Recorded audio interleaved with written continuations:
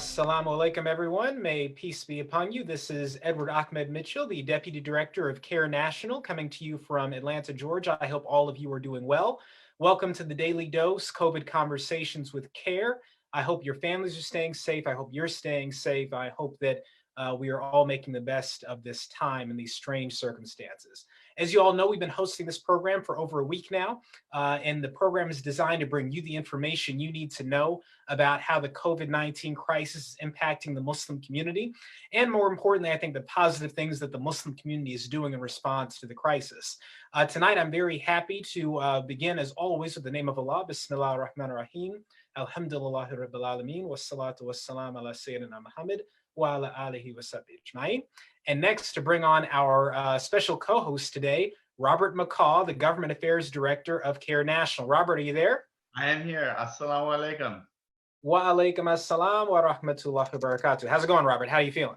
Alhamdulillah. I'm feeling good. I'm nice. I'm social distanced. I'm quarantined with my family, my brother-in-law and his family. We're riding this thing out. It's taking stock of everything. We're thankful to God for our health and our safety. Absolutely, absolutely. I'm glad you all are doing well. So, Robert, we got you on tonight because we have a very special program focused almost exclusively on the federal legislation that was passed just the other week, the stimulus bill, what that means for the American Muslim community, what that means for individuals, for businesses. And we're also going to have on in just a moment Wardah Khalid, who will also be speaking to us about this issue. First, though, we always like to begin by sharing just some updates about what is happening with the crisis. Robert, I think you've got the latest stats for us about COVID-19 and its spread across the country. Yeah, it's breathtaking when you look at the growth of this. I remember just a month or two ago when there was less than 1,000 cases in the U.S. So currently in the U.S., there are 364,723 confirmed cases. And sadly, there have been 10,522 deaths. And also looking at globally, there's been 1.3 million confirmed cases and nearly 75,000 deaths. And so that's definitely something to take stock of. It's good to be aware of what's happening out there as for the transmission of this virus, but hopefully there's some good news in there too. Right, and I think we want to make sure we're highlighting the good news as well. So this illness, even though it has caused destruction, devastation, taken thousands of lives, there are also people who managed to pull through. We've heard 2 reports of women over the age of 100 years old who managed to survive this illness. We know that many communities are responding by giving in charity, helping their neighbors. We've heard a great story about a young 7-year-old Muslim kid who went around to hotels collecting their shower caps. He turned them into masks and then gave 6,000 of these masks to a local hospital in Virginia, and President Obama recognized him. So, in tragedy, there is also this opportunity to do good. And so we hope that, as horrible as the news is, we'll keep hearing positive stories about people are responding to this. We also want to hear about how people are managing to survive this crisis using the help that they are being offered by the federal government. And that's part of the reason we've got you on tonight, Robert, and then we also have on our special guest, Wardah. So what do you say we dive right in? Can we bring in Wardah Khalid? Many of you may know Wardah, and she's going to be brought in right now. She's the founding president of Poligon. She's also a congressional fellow with the Office of Congresswoman Judy Chu. She is here in her personal capacity, speaking only for herself. Got to put that disclaimer out there. I'm a lawyer, so I got to make sure I hit that. Speaking only for herself, so that means all the brilliant things she says, no one else can take credit for it. It's all her. Wardah, are you there? I'm here. Thanks for having me. Thank you so much for joining us. So Wardah, let me start by asking you, tell us a bit about, the work you've been doing on this issue. And again, we know you're speaking in your personal capacity, but what have you seen? What kind of work have you been doing on COVID-19, whether through Poligon personally or through your congressional fellowship? Yeah, there has been a lot going on for sure. As a staffer right now, we've all been working remotely because of coronavirus, and it has really shown us kind of how technology works. And right now we're hearing about members of Congress talking about how to vote. So it has really thrown a wrench into how Congress operates. But at the same time, we've been seeing members really step up and push for legislation, especially for underrepresented communities. And that's one thing that we follow really, really closely at Polygon, is thinking about social, racial, economic justice. So we've been following things like SNAP and housing and unemployment for a very long time. And so it's really great to see that the issues that we're pushing for to have better benefits for the American people are actually being heard right now. Awesome, awesome. Now, Robert, you've also been studying this issue very closely in your position as Government Affairs Director. Let's talk about the stimulus bill. It seems to me there are two main parts. One part designed to help individuals, and the other part designed to help businesses, and a bunch of other stuff thrown in, including some things that I think many of us may find problematic. To be clear, CAIR does not endorse every aspect of the bill. We just want to share with you, the public, information about the bill, the good, the bad, the in-between, as so you know what is in the bill and what could help you. So Robert, first, just talk to us briefly, what is in this bill, the two main things in terms of helping individuals and potentially helping businesses? Well, definitely. I would just take a step back and say that the Coronavirus Economic Relief Stabilization Act, the one that we're mainly going to talk about, is one of three relief stimulus bills that Congress has passed. It's expected right now, talked in DC, Congress is going to pass the fourth bill. And so we'll continue to monitor, analyze, and report on this program and through CAIR and our new COVID focus website, cairnewsroom.com. But, narrowing in, because, the CARES Act, it is paying money out to businesses, state and local governments, hospitals, public health institutions, educational institutions, and a lot of food security. So the two areas that CAIR is most focused on right now is, how is this directly benefiting individuals? How can this maybe benefit nonprofits and also small businesses? Just jumping into one of the most widely discussed parts of this, and Wardah, please jump in whenever I mention something that you're really even more specialized in, being on the Hill all the time.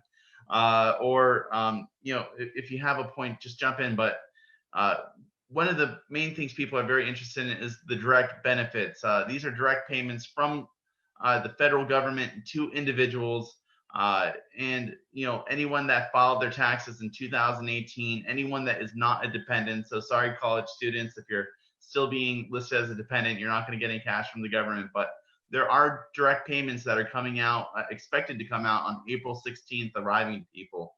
And so there will be direct payments of $1,200 to most individuals making up to $75,000, or $2,400 for couples making $150,000. And each dependent that a person claimed in tax year 2018, who's age 16 years or under, they're going to get around $500 for each dependent. Robert, let me stop you. Yeah. So let's say, for example, let's say I've got me, my wife, my child. So if my income is $75,000 or less, then I would be getting, right, I'd be getting a check for... You'd be getting a check for $2,900 if you made $75,000 or less. Or my wife might, your wife, because your wife might be working, if you together as a couple filed and you made less than $150,000. Gotcha. Yeah, we definitely make less than $150,000, Robert. We are civil. I work in civil rights, so we are definitely, inshallah, God willing, getting a check. All right, Robert, let me pause you there. I'm working for this life and the next. Yeah, Robert, let me pause you there and ask Wardah to jump in. Wardah, if you want to add anything about that, please do. But also, Wardah, maybe you could tell us about, what does the bill offer to businesses? Yes. The good, the bad. What are some things that may be a little, you could say, unfair about this? Bailout talk. I mean, it's always subject to criticism, but what else do you want to add on this, and what does it offer to businesses? For sure. So when we're talking about the individual income assistance that Robert was just mentioning, I want to caveat it and say that not all Americans or people in America are going to be receiving this. You have to actually have a social security number to receive this. If you're using an individual tax identification number, like a lot of unauthorized undocumented immigrants use, despite the fact that they're paying taxes into the social security system, they're not going to be receiving this benefit. Members of Congress, however, have started talking and introducing legislation that would allow those people to receive benefit. So we're going to be watching that very closely to see if that happens. But it's very kind of, it's risky, because it puts people at risk for not being able to afford healthcare, not being able to afford these things that we need as a society to be healthy together. So it puts everybody at risk if one person could get sick and is not getting these benefits. So I wanted to throw that in and say, like, it sounds like, wow, everybody's just getting a check from the government, but it's really not that simple, and that there are going to be a lot of people that are excluded from it. As far as businesses, there are opportunities for small businesses to receive aid for if they're going to be paying their employees paid leave. For people who work for small business, if they're laid off, there's obviously unemployment compensation that you can get underneath the bill. And one interesting thing that I found in the CARES Act was for minority-owned businesses, which I thought might be interesting to this audience. That it actually offers $10 million for the Minority Business Development Agency, which was created to establish the growth of minority-owned businesses and providing things like technical assistance, consulting, facilitation of joint ventures, and things like that. So there are things in there that would definitely help small business owners as well as people that are working in those areas. Gotcha. Now, Robert, let me ask you this. So, what is the process? What if you're a Muslim business owner, right? And what do I do if I want to get, financial help for my business? What's the process they need to be going through? And on the other hand, if you're an individual, and you want to get this direct payment, what's the process you need to go through? And correct me if I'm wrong, my understanding is the individual doesn't really need to do anything. If they already have a social security number, they already filed their taxes, they're just waiting for a check if it comes on time. We'll see how good the Treasury Secretary is with that. But if you're a business, there are some things that you need to do if you want to get this money. So can you talk to us about that? Yeah, I can talk to you a little bit about that. So for business owners or nonprofits, because this bill amended a lot of the Small Business Administration loans or payment schemes to also include nonprofits and cover nonprofit employees, you would have to go to your bank lender and find out if they work with the Small Business Administration. And if they didn't, you'd have to go to the Small Business Administration's website, and you can actually apply because there's several pay schemes. They have a payroll Paychecks program that can cover up to 8 weeks of salary for employees and will be partially reimbursed based on how the metrics and the formula all punches in and how you're spending the money. Again, check with the website. Also check with your mom to see if these types of loans fit well with you and your religious beliefs. But yeah, let me pause you there for Robert. That's an important point. So we've had extensive discussions in the community internally about, whether or not these loans are interest-based. If they are, is it permissible because the circumstances are so extreme? The loans, there's some indication loans would be forgiven without you having to pay the principal or the interest or anything at all if you meet all the terms, but it's unclear because, information about the bill has not been communicated correctly. So the bottom line to all this is, once you got the information on what is in the bill, if you have some question, is it permissible or not? As Robert said, you consult with your trusted religious scholar, trusted religious organization, and they give you guidance about, whether or not it's appropriate in these circumstances. That is not our business or our expertise. We are only here to share with you. Absolutely. I'm not an imam and I don't play one on TV, but I do listen. Yes, so you look like one. We both got those beautiful beards. I think we could pass maybe. All right, continue, Robert. Sorry. All right, so there's several programs. There's a Paycheck Protection Program for nonprofits, small businesses. You can take a loan. It will be partially refunded based on the metrics. It can cover up to 8 weeks of payroll, and it's based off your prior payrolls. And you can apply for that by, again, going to www.sba.gov, and there's an application form. If you do go through these programs, they also have emergency grants, which will give up to an advance of $10,000 to cover initial costs while you're going through these programs. They have bridge loans, and there's another interesting thing, especially for small businesses that might have already taken a loan with the Small Business Administration through a lender, because then you would speak to your lender about this. They have a relief program where they will be, the Small Business Administration will pay part of the principal of your loan and will also be covering some payments for up to 6 months, which it's interesting. So again, I would really check out the Small Business Administration's website. There's a lot of interesting things there. If you also one other thing, if you went to the Department of Treasury and IRS, they have an employee retention payroll tax credit program. And so again, there's a lot of government incentives to try to keep employers employing their employees during these rough times, bridge the gap maybe until the crisis is averted and the economy is a little bit more lubricated and moving. And then, Wardah, you mentioned it a little bit earlier, but Robert, let me interject and pause you for just a moment. So sure. It's 8:15. I want to make sure that we know, for members of the audience, that we know you've got questions about this legislation. You can be posting your questions in the comments on Facebook Live, and then we will ask those questions to Robert and Wardah. And we've also got on standby Megan Fair, our chapter civil rights support specialist and grants expert. Can we bring her in now? And Megan will be presenting us questions from the audience for Wardah and Robert. Robert, you have a beautiful voice, but I want to make sure we get a bit more from Wardah on this subject. Definitely. Megan, I'm going to let you take it away with Robert. As you all know, I've got to pray Maghrib as usual. Megan, what are we hearing from the audience? What questions do we need to ask for Wardah and Robert? Go for it. Hey there, folks. Thanks so much for letting me join you all this evening. Hi, Wardah. It's so great to see you. I really miss bumping into you casually on the sidewalk on your way to the Hill and when I'm on the way to the office. So it's the little things we take for granted, like bumping into friends on the sidewalk in times like these, I think.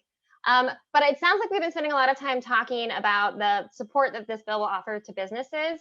And I'd love to, if we can, also talk a little bit more and delve into the individual impacts that this might have. Sister Julia, also from Ohio, where I currently am, pointed out in our comments on Facebook that this bill might not be supporting a lot of folks. And you talked before about, undocumented immigrants. Are there other forms of assistance? Is there food assistance? There's also unemployment that's maybe included in this bill that we could talk about? Yeah, there's definitely food assistance included. SNAP protections, they passed, I think it was $15.8 billion. But one thing to keep in mind for that is it sounds like it's great and it's helping people who are low income to get food. However, because that program is not permanent, that passage is just keeping the program going as is. So advocates are calling for an extension of that, of who gets benefits as well as the benefits offered. So those people are still needing something. Another item that is up for consideration in the fourth package, which House Speaker Pelosi is really pushing for, are farmers or other people that are low income or maybe undocumented. Farmers right now are actually listed as essential services, which is a complete 180 from how the Trump administration was considering farmers and undocumented immigrants. So those people, they're looking to add benefits for them, as well as state and local governments, hospitals, community health centers, health systems and health workers, and first responders. Definitely. And just to add on to that, the CARES Act provided $8.8 billion in going to schools to provide more flexibility in meals for students. And I know just in Fairfax County that they have still some schools having meals prepared. They're dropping them off directly to families. They've had some stations where people can pick up food. And this bill also had like $450 million, I wish I could say billion, to food banks. And we know that American food banks are really being stressed right now. But this additional economic assistance will hopefully help fill those pantries. And for those that need it, that's where you need to go. And, we mentioned SNAP earlier. There's also a lot of other programs out there like TANF, the Temporary Assistance for Needy Families program, that provides financial assistance to pregnant women and families with one or more children, and also WIC. I've known some people that have been on this, and it's been an amazing program. And that's a special nutrition program for women, infants, and children, for people that are low income who have lost their jobs. So America's social safety net is not perfect, but there are a lot of important federally funded going through state programs out there to help people. And, they need to get access to these things, and they need to be aware of them. Yeah, Robert, you had mentioned what happens if someone loses their job. I'm wondering, Wardah, maybe you can speak to that in terms of unemployment. How do folks apply, and how long is this going to take for folks who have unfortunately lost their jobs during this pandemic? For sure, yeah. So under the CARES Act, you can be eligible for unemployment compensation if you had paid wages for 12 months base period to show that you have a claim, as well as that you were unemployed through no fault of your own and you're able and willing to work. For those people, they can get $600 a week until July 31st, 2020, so for the next 4 months. In addition, states also have their own unemployment compensation. So you would need to apply in the state to see how much that is per week and what that would add to the federal amount and how long that would last. So for people that are asking, where do I apply? What are the details of it? Go to the state and find out. I think the unemployment office or a benefits office can help you. If you don't know what that is, reach out to your local member of Congress that represents you and ask them who it is in the state that you need to contact about that. And so those people are definitely eligible to get unemployment compensation. You know, just from my own personal experiences, between my last job at CAIR and this job at CAIR, you know, there was some cuts and I lost my job, and I waited for a long time before I decided to go on unemployment. And I really wish I went on there much sooner, because I would have spent through less of my own savings. And I think I was kind of taught growing up that, you know, you try to do everything on your own, you don't take the help. But honestly, our employers pay money into this for us in case that happens. And I would have been better off if I applied directly sooner and faster. So I always encourage anyone in that type of situation, immediately do it. And once you apply for unemployment, it can sometimes open up other job search benefits that you just don't have not applying. And the economy is just not doing well as a whole, and it's only going to continue to get worse as this pandemic continues. And so it's really important for people to be proactive. So earlier, Robert had mentioned support for school meals and us getting food for folks who are in need right now. And Wardah, I know that as the founder of Poligon, so first off, I might have missed, apologies, I joined a little bit late.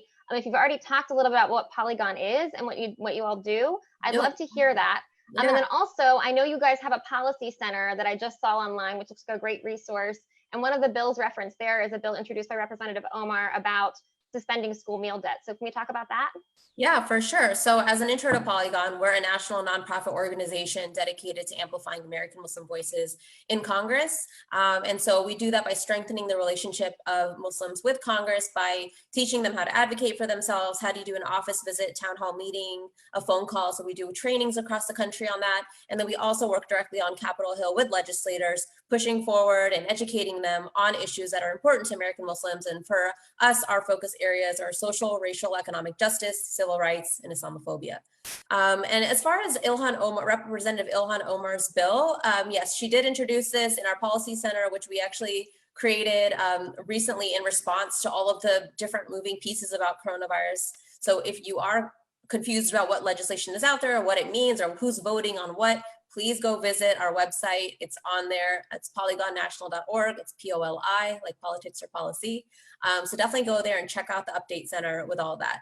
Now, as far as the bill, yes, she introduced this bill that would require school and food authorities and local educational agencies to stop collecting unpaid meal fees during the coronavirus pandemic. So basically, a lot of children who come from low-income families, the school meals are where they get to eat, which is a whole separate issue, but also sometimes they cannot pay for the meal because their family does not have the money to give them, right? And so the school is collecting a record of like how much they owe or how much the debt is. I even saw this awesome story of a kid who paid off his classmates' school lunch debt, which was so amazing.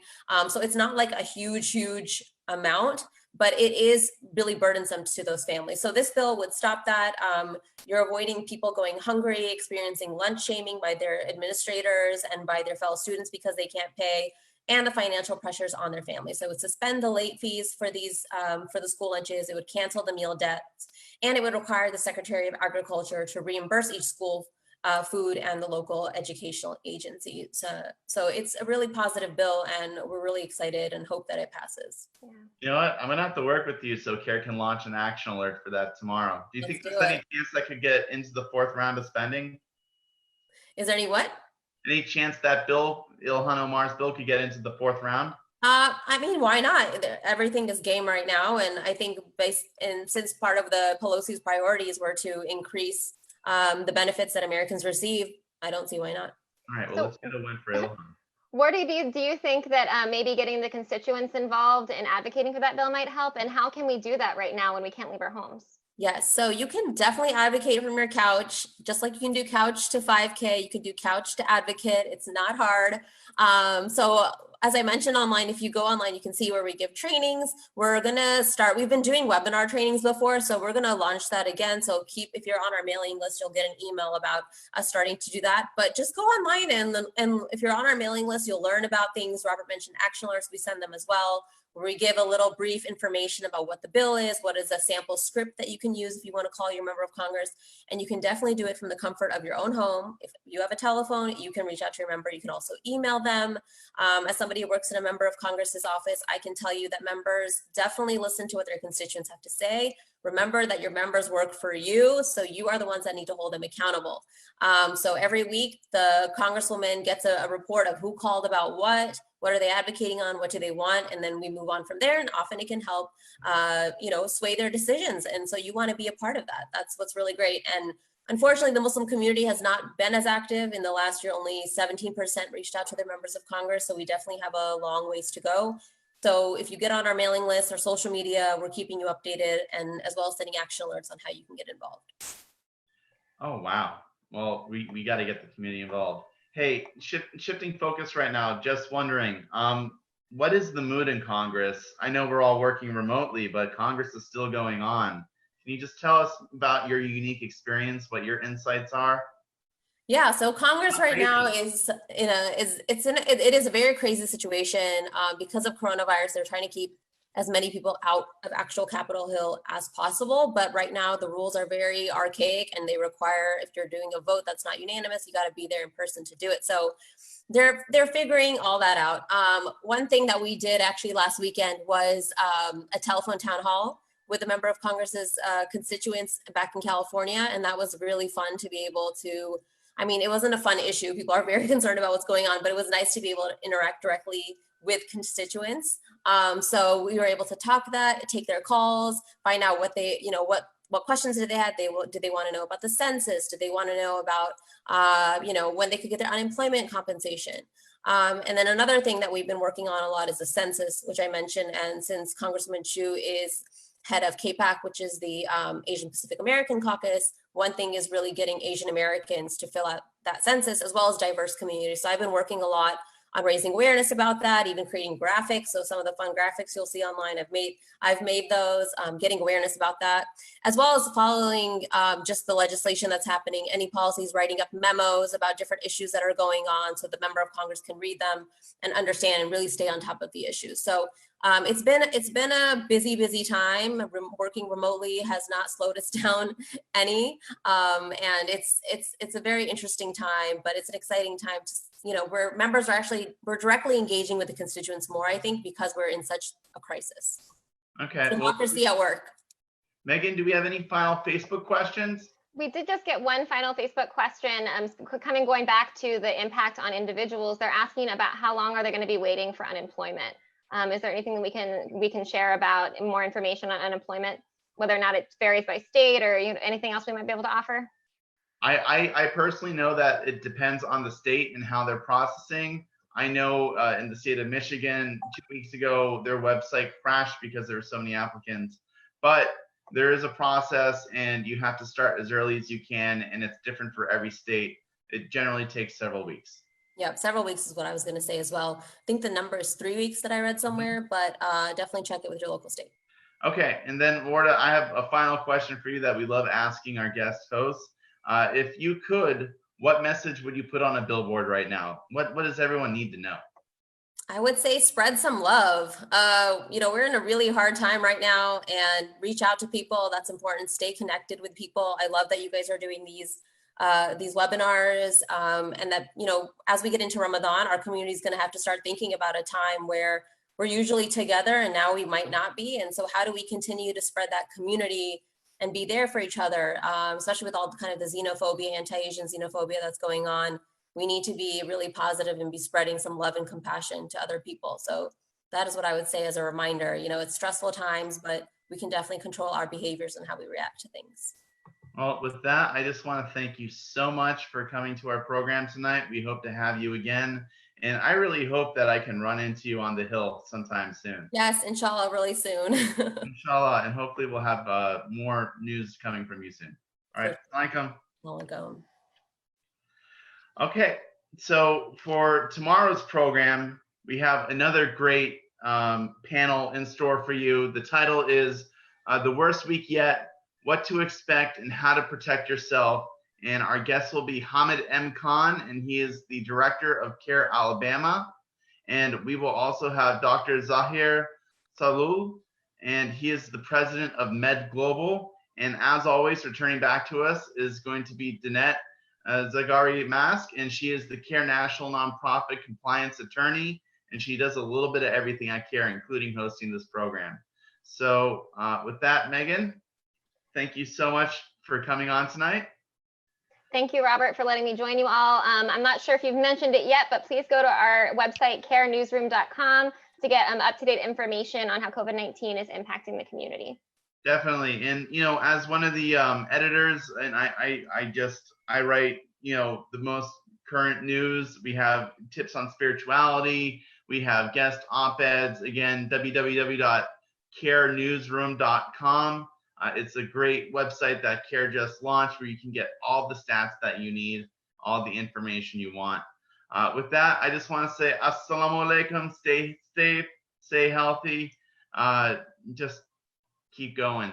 All right, thank you. Assalamu alaikum.